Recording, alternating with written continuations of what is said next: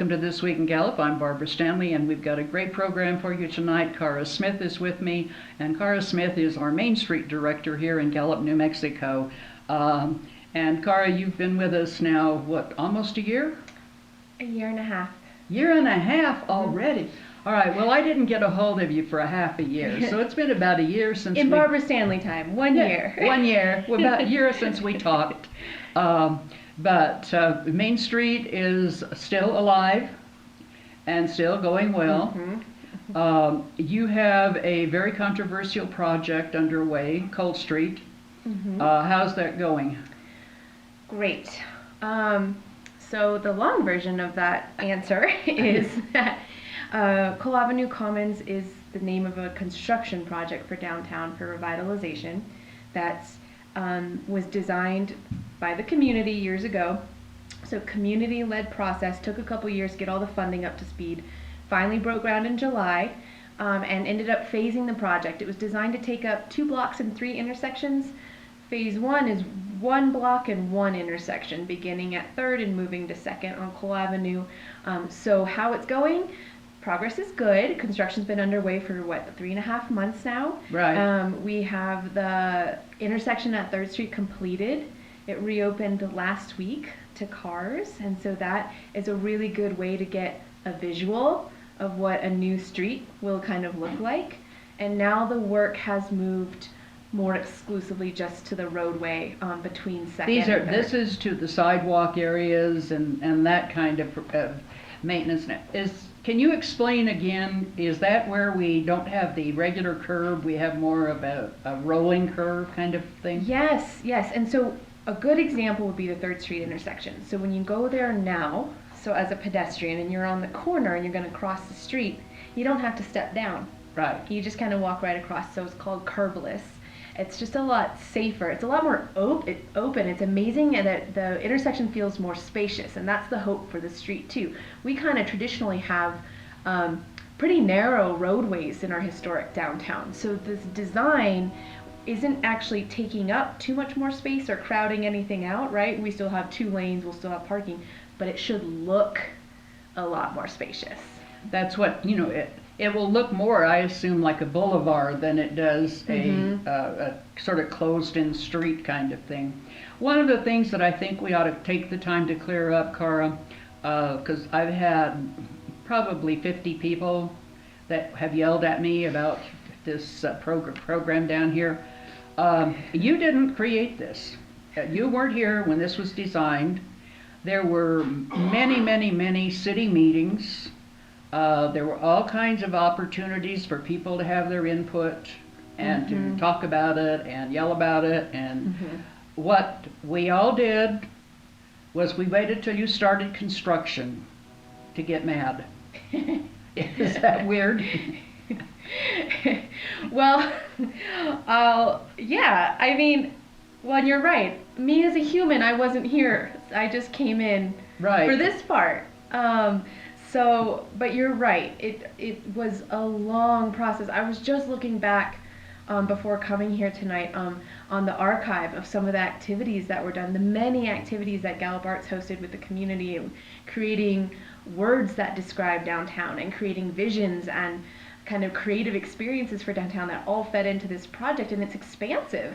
There were a lot of folks that took part in designing this vision for downtown. They had, every room I went to talk about that was full, and everybody was participating. It wasn't, and we weren't all the same people all the same time. Yeah. Okay, there was literally a really nice selection of people: long-term Gallup residents, new residents, young, old, but everybody had an opportunity at any point to walk in one of those doors and have their word.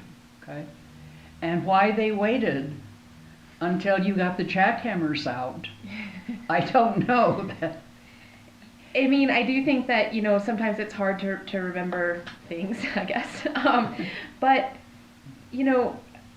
I also know it's tough. I mean, this is a tough time. We have COVID-19, and I think that there are people who I think speak loudly who are business owners downtown and some that are not. But I understand that it's an inconvenience to have a business on this block right now. It's It construction. probably is the best time of the entire last 100 years to have a business on that block, because that block was going to get torn up, and what better time than a lockdown When we really have, when you we're have seeing no no business traffic. anyway.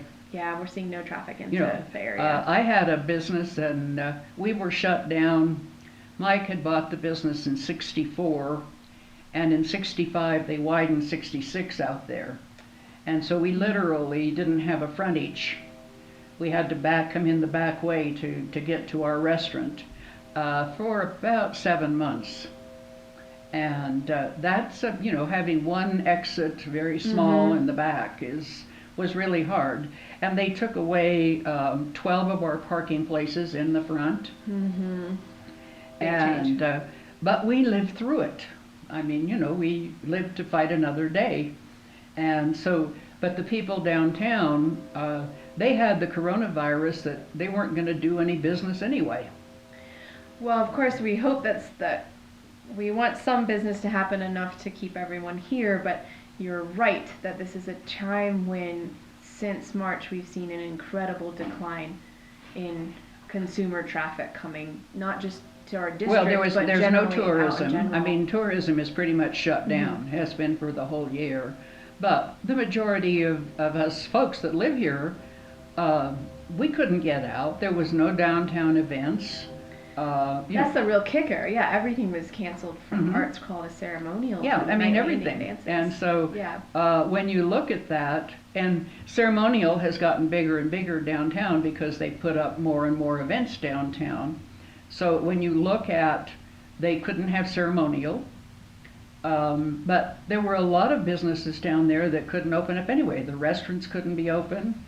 I don't know whether Quintana's music shop was open or not, but whether that's essential, I have no idea. For some time it wasn't, right? Retail was not Yeah. for some time. So, there's not many essential businesses downtown. Well, retail has since thankfully opened back up, but of course still at this very limited capacity. And as we've seen with the new public health order, restaurants are being scaled back in as well. So we're in this for a bit. So hopefully when we're coming out of COVID-19, we'll also have a new street. But a big draw downtown, and people don't want to admit it, is the American Bar. And that's always been a really good watering hole. And there's been a lot of events there that are, put on really by the patrons in the bar, not by Joey. But there are also, Cara, people that come, tourists come in just to go to the American Bar. And, but people don't like to admit that. That's, like a no-no kind of thing. But with the American Bar shut down, that takes a lot of folks out of downtown. For sure. I mean, it's definitely an iconic spot. Yeah. I love the fresco mural in there. Well, that, just the tiles on the front of it are like, oh, wow. But no, the American Bar has been there a long time, and it's got this really, like with a lot of ex-servicemen, you've got a really iconic record of some place called the American Bar in Gallup, which is Drunk City, USA. Yay, how cool is that? But that's, the American Bar is a draw down there. But as I say, I think that since all these plans were made, 3 and 5 years ago, that everybody should have been used to them by now. But this was a good time to have it happen. Well, I'm hoping that's the silver lining. It also was a critical time to have it happen because we'd have to return the funding. So we didn't have a choice in a way. So the hope is our cards all lined up for everything, right, and for everyone, and that we'll all get through this, and we'll also have this event, this kind of beautiful Plaza Street that we can have arts crawl on and that we can have ceremonial on when we're allowed to do that. Well, and we have, I think we need to really get smart about how to have events too, Cara. We're going to have to start figuring out, ways.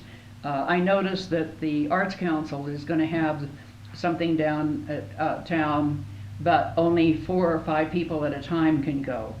And so, but we're going to have to figure out ways that you can get people downtown, that, 10 people can stay in this area and 3 people can stay in, whatever the numbers are, I don't know. But how can we have participation downtown and not break the rules? That is the trick. I have seen some really interesting things, even the Albuquerque Art Walk, how they retooled and really leaned on businesses as the sort of sites in a way to host the work safely, host their own product, do it on the street, monitor things. So I think because no one entity wants to be the one that creates a mass gathering. But if we had kind of a business-led open house or arts walk, and you were able to say, in your business you let 5 people in my business I let 5 people in, let's just say that's the number, and we kind of rotate that throughout the night, then I think we could actually start kind of getting creative with how we can kind of start the process back a little bit more. Well, and what I'm wondering too is, if we get a big Teletron's screen outside, and we begin projecting different businesses and different products up on it, and then, we can accommodate 10 people here. Whoops, no, we can only accommodate 8. And have some sort of an interactive, so it would, people love that when they see that the numbers are going up. It's kind of like being at like Grand Central Station or something, or like, it's something. There's 8 people in the coffee shop. Well, exactly. But if we do something that catches their attention, right? There's a spot for 2 and so.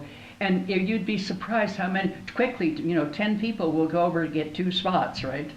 Yeah, and it's kind of futuristic and like science fiction-y. Because everybody wants to be in the, in the limelight there. So whatever we do, we have to have everybody on board with it. But we really need to get creative, because I'm afraid we're going to have coronavirus fatigue for another couple of years. Agreed. I think the bounce back is going to be difficult. And I think that you kind of hit the nail on the head there, that the response that is going to help us is creative. What can we create? What makes sense for our community? What do we want to see happen? How can we do that safely? That creativity is so important. It's the same creativity that's going to be needed to when the street reopens. So, how do we make it? How do we activate it? Right. How do we bring community together in this beautiful gathering spot creatively? Well, I think the public library here has done a really good job of online kind of programs, okay? They have a ton of online programs.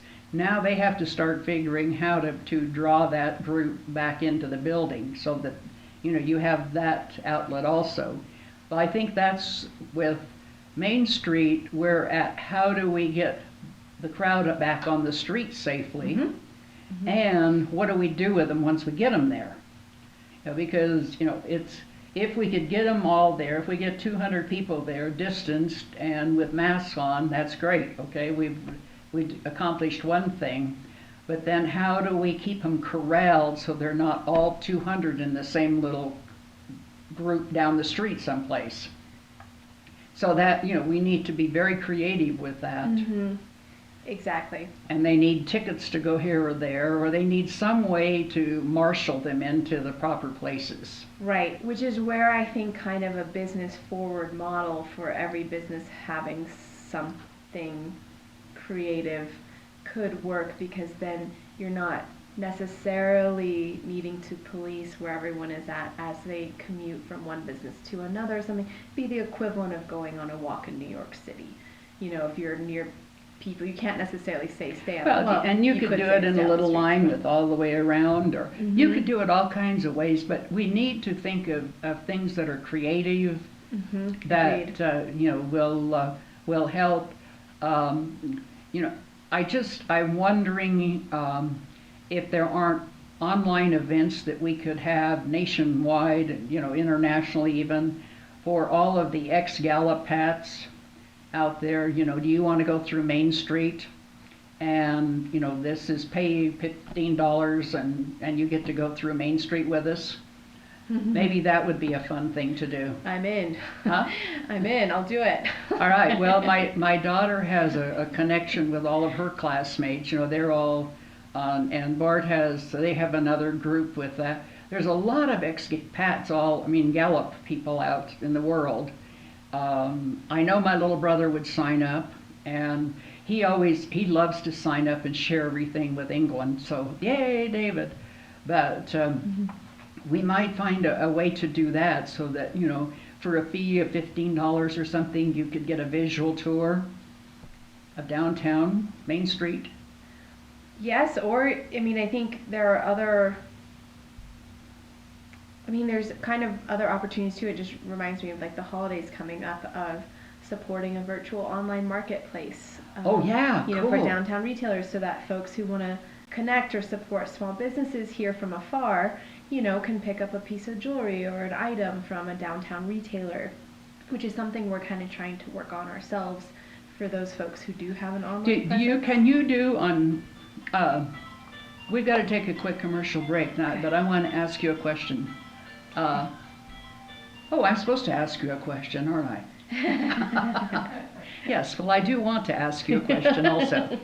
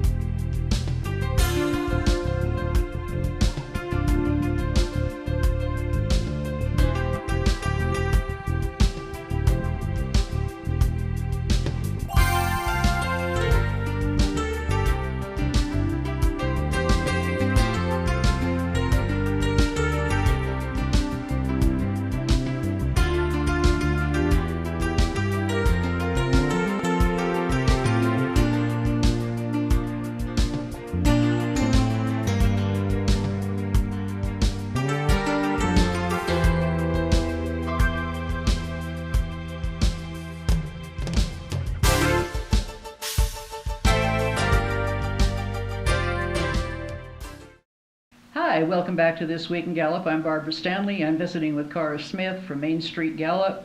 And we were talking about different ways to stimulate the economy, etc.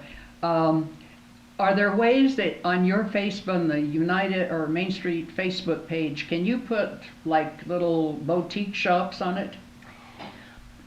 You can have your own marketplace on Facebook. So for instance, if I was a cupcake so we already have that? Facebook kind of has that built in. Okay. Now, as far as like representing multiple businesses, I don't know that Facebook would be the best platform to host that. Maybe that would be something that we would more have like a website for, but we would utilize Facebook to promote all of those items or get people to go to the online marketplace. Okay. But the online marketplace would probably look more something like, when you walk into a place and there's multiple vendors, yeah, it would be more like the virtual version of that. You'd see things like kind of in a grid. Yeah. And you could kind of select and go in and then shop from that person online. Some way to get them, at least that would get them through a door.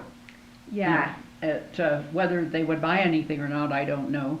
But anyway, one of the things that Barbara Wesley was talking to you about earlier was Main Street funding. Is that secure, Cara? You know, we're really grateful in a very turbulent year to have funding currently. So through our relationship with the city and our partners and a pretty good amount of fundraising we've been able to do. We've been really grateful for some really key grants this year for programs primarily related to business support and resources.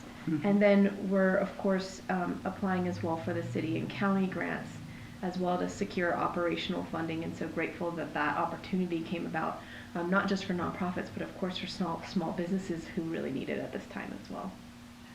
To get grants in the past, a long time ago, Carol, one of the things that used to be a plus that you could put into a grant for a city or Main Street, that kind of thing, was the people were investing in their own community. So right now, I doubt, and I don't know this, but I doubt that we have a lot of reinvestment downtown. But I'm hoping that this will encourage people when they come out of COVID, that when we shake off some of the cobwebs from a long winter, that people want to reinvest in Gallup. Because if we don't reinvest in our own community, nobody's going to invest in us. So I think we need to all start thinking about how can we encourage people to invest. What does the city need or the county need to do to help people invest? But it's really, really time that we consider investing in Gallup. There are definitely some different strategies that communities can take to sort of incentivize that or strategize that at the city or county level, and we really look to other Main Street communities in New Mexico as well, who sometimes set precedents with kind of ways to approach tackling vacancies or rehabilitation of long-standing, kind of deteriorating properties, and it's always a challenge in a historic district. Well, I mean, we still meet all of those things. And Gallup is always going to have, we're going to always have those kinds of numbers, Cara. But there is money here, and there are people here who have made a good livelihood here. A lot of them have sold out and left. I mean, that's one of the tragedies of Gallup, that we lost a lot of locals that no longer own businesses here. But there are still people who are local, who own businesses, who should consider reinvesting at this time. And if we ever had a time when we needed to reinvest, it's now. And with this new our legs were sort of knocked out from under us with this COVID thing. And Gallup's economy was rolling right along. I mean, it was good. It was, we could have been better, but it was good. But right now, we don't know what the economy is. I don't think we even know where the baseline's going to be yet. It's very hard to calculate. Yeah, well, to just, and whatever you do, you're guesstimating on all these numbers. And the state legislature is, they're hard pressed also. When we have been a one industry government for so long. We have relied on gas and oil. And gas and oil is not doing very well this year. Tough year, yeah. Yeah, when gas went down to $1.98, I'm going like, no, we won't have any money in the coffers in New Mexico. I like paying $2.50 a gallon for gas because then New Mexico has money. Yeah. But that's not the way it's working. But all through the state and the city. But I think that it's time that we thought about reinvesting in Gallup, and I'm hoping the city council does that. I'm told that the new library is back in #1 position. That would be an excellent reinvestment for many reasons. If they put it downtown, it will be very good for Main Street. Absolutely. Right, for Main Street grants, it will be good. Wherever they put it, it will be a good economic driver for Gallup. because nobody is going to move to a city without a good library. And we have one of the best libraries in the state, except for it's housed in very poor conditions. A new facility would be so Huh? amazing. A new facility for the library would be so amazing, and we'd love to have that downtown. It's Well, such we have a crucial- really good library staff. I mean, they have done a tremendous job, and they do a tremendous job. But poor Annie at the Children's Library, 2 years ago, she was told, you cannot put one more book in this library. You know, the walls are falling in. And I'm going, oh my God, can we take a little kid out of there then? I mean, the last time I looked, a 3-year-old weighed more than a book. Now, maybe they don't anymore, I don't know. But that was really scary. And, you know, the main library has been there since 1957. It is time for a new library. Tis time. Yeah, and so that's an investment that the city ought to make. And when the city starts investing in itself, I think other people will begin to invest. I think, well, I agree that, investment begets investment, and seeing things change. There's a visibility that I think is needed. I do think that things happen behind the scenes. Here, I think there's a lot of work that doesn't get seen or kind of gets lost a little bit. But with something that feels so visible, I think that's one of the reasons that I feel that Cole Avenue Commons has so much potential, because it's so visible. It'll be a very visible improvement in our infrastructure downtown. It'll feel different. It'll be energizing in a different way, the same way reinvesting in something like redoing the library would just bring so much more energy. Well, and that, that's what you build new things for, is because it gets people enthusiastic. It's really fun. It's nice. I have something new. But, we should be doing that. But we have to think about it, and we have to begin to, we can't just let fate push us wherever we're going to go this time. Gallup has been really good about just, going with the drift and being happy about it. And we've always managed to come out on top. But I think we're going to need a little more planning this time. I think the COVID virus has done more irreparable harm than people realize, and we won't know what all of it is for many, probably months or maybe a year or two before we actually understand. And but we all have to, and especially those of you that are working in government, have to plan. And we have to begin to try to think outside and where are we going, So many people I hear on TV are thinking that we're going to go back to where we were. Now, whether you liked it or not, it doesn't matter to me. I don't think we're going to get back to where we were. Agreed. So I think maybe we ought to try to plan where we might want to go. Well, I think when, planning is an interesting, kind of brought up something interesting for me, which is that we have actually multiple plans, right? We have our MRA plan and our Arts and Cultural District plan. Those are both up for revisions, by the way, because it comes up every 5 years. So 2020 is the year in which we will likely revisit these long-term plans that, that have been decided and agreed upon by our elected officials and our community. And that's how we got Cole Avenue Commons, for example, the library project are in these plans. So in a way, at least as it relates to downtown, we actually do have a plan. We have a retail analysis study that was done. I'm not sure if Bruce spoke about that when he was on. So we have a plan that's full of recommendations for how we can kind of push the needle forward in our economy. And that includes the whole city, but it also includes downtown. So in a way, we have these things kind of laid out. I think it's just how is it that we strategically come together to prioritize, fund, and implement some of these. And be willing to support them. Okay. Yes.